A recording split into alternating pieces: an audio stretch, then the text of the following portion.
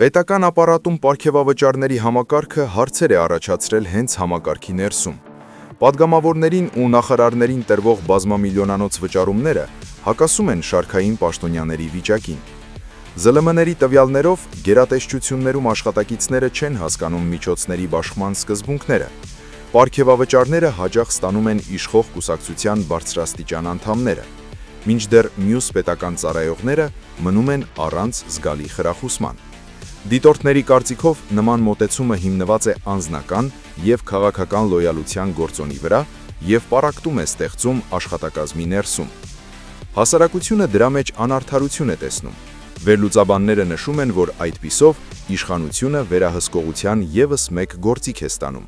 Արդյունքում խրախուսման համակարգն աշխատում է ոչ թե արդյունավետության, այլ իշխող կուսակցության շահերը ներկայացնող նեղ խմբի ամրապնդման ուղղությամբ։